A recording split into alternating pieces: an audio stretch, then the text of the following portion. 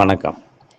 இந்திய தேசிய real estate builders land developer நிலத்தரகர் நலச்சங்கம் ஐஎன்ஆர்பிடிஎம்ஐ திருவண்ணாமலை தெற்கு மாவட்ட தலைவர் டிபிஎம்எஸ் ஸ்ரீனிவாசந்திர பேசுகிறேன். வணக்கங்க. இன்றைய தினம் திருவண்ணாமலை அண்ணாமலை ராசியோடும் உலகத்தில் இருக்கவங்க எல்லாருக்கும் நல்லது நடக்கும் என சொல்லிக்கொண்டு, ஒரு தெரு இருக்கும். அந்த தெருவில் பார்த்தீங்கன்னா ஒரு 55 வயசு 60 வயசு 70 வயசு மதிக்கப்பட்ட ஒரு டீம் இருக்கும். அப்பாக்கள் டீம் அது.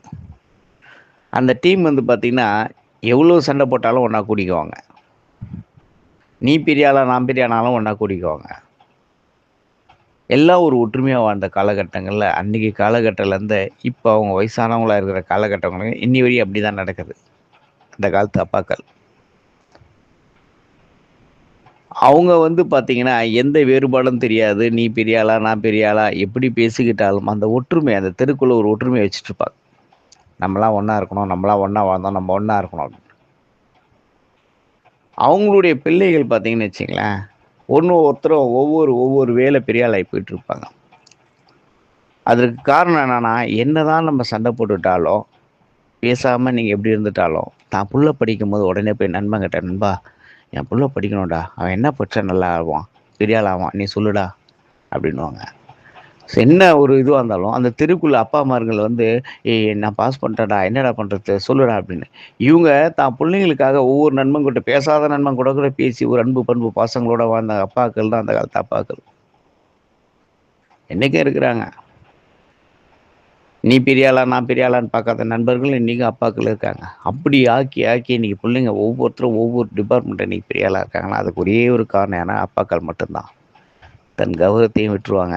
தன்மானத்தை விட்டுருவாங்க. தனக்காக எந்த ஒரு பிள்ளைங்களுக்காக தனக்காக நம்ம எவ்வளோ அடிமட்ட அளவு இறங்குனாலும் தகப்பன் மட்டும்தான். அழகு பார்க்குற ஒரே ஒரு தகப்பன் வந்து யாருன்னா பிள்ளைங்கள அழகு பார்க்குறவர் அவர்தான். நீ படுத்து தூங்கி எந்திச்ச பிறகு நீ தூங்குறன்னு வச்சுங்களேன், அந்த தூங்குனதுக்கப்புறம் பார்த்தீங்கன்னா, அப்பாக்கள் அவ்வளோ சீக்கிரம் தூங்க மாட்டாங்க. தன் பிள்ளைங்கள பார்த்துட்டு, அவங்கள ரசிச்சுட்டு, ரைட் ஓகே. நம்ம புள்ள என்ன பண்ண போறான்? எதனா ஒரு ஆளாகணுமே! இவனுக்கு எதனா ஒண்ணு பண்ணணுமேன்னு யோசிச்சுட்டு கடவுள்கிட்ட வேண்டிட்டு தான் தூங்கும்போதே உங்க சிந்தனையில தான் அவங்க தூங்குவாங்க. கடவுளே நாளைக்கு என் பிள்ளைக்கு ஒரு வழி காட்டு. எல்லா அப்பாக்களும் இன்னைக்கு உலகத்துல இருக்க எல்லா அப்பாக்களும் ஒவ்வொரு கோயில், குளங்கள் முதற்கொண்டு இத தான் வேண்டுவாங்க. நம்ம புள்ளைங்கள் நம்ப செய்ய வேண்டிய கடமை என்னன்னா, உலகத்துல இருக்க அப்பாக்களுக்கெல்லாம் நம்ப அவங்க பேர வாங்கி குடுக்கறதுக்கு தான் நம்ம போராடணும்.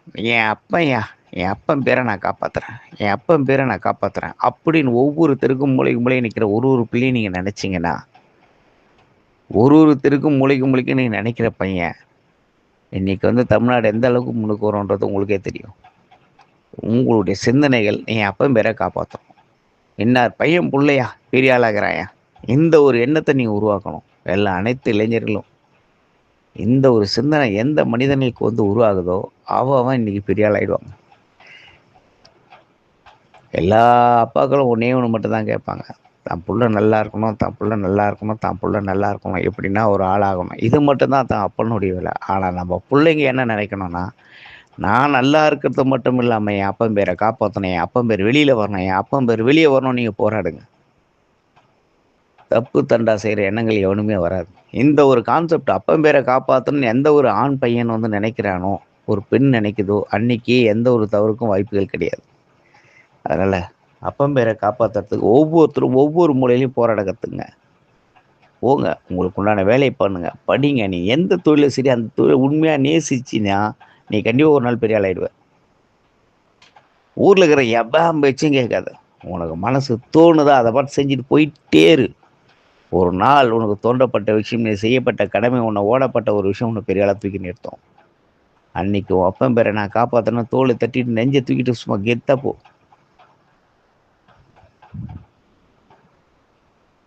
ஸ்ரீனிவாசனா, சுந்தரம் அவருடைய பையன்.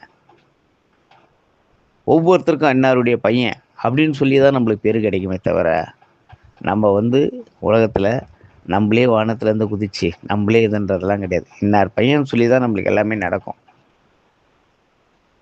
அதனால ஒவ்வொருத்தரும் நம்ம அப்பா பேர காப்பாத்த போராடுவோமா?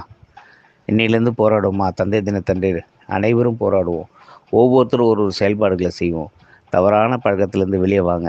முதல் உங்க அப்பா பேர காப்பாத்துறதுக்கு ஒவ்வொருத்தரும் ஒரு முடிவு எடுத்து ஓடுங்க. இனி எந்த தவறு இல்லாத சமுதாயம், இளைஞர் சமுதாயம் உருவாக, உங்கள போல ஒரு இளைஞர்கள் இன்னைக்கு சமுதாயத்தில இன்னைக்கு வந்து நம்ப அப்பன் என்பவன் யார் தெரியுங்களா? அனைத்தையும் தியாகம் செய்த ஒரே ஒரு தெய்வம் நம்ம அப்பா மட்டும்தான். போட்டுக்கிறதுக்கு ஒரு நல்ல துணி கூட இல்லாமல், ஒரு செருப்பு இல்லாமல், என்ன இருந்தாலும் பரவாயில்ல 3 வேளையில் 2 வேளைனா வயிறை கட்டி மீதியெல்லாம் பிள்ளைங்களுக்கு பசியும் பட்டி இல்லாமல் சோறு காப்பாற்றி இதெல்லாம் வெளியில் சொல்ல மாட்டான் எந்த அப்பனும். பொண்டாட்டிக்கிட்டே சொல்ல மாட்டாங்க உண்மையான அப்பன்கள் ஒரு சில பேர். ஏன்னா நம்ம எதுக்கு பொண்டாட்டி சொன்னால் பொண்டாட்டி ஃபீல் பண்ணோம் அப்படின்னு. அப்பாக்களுடைய இழப்பு அதிகம்.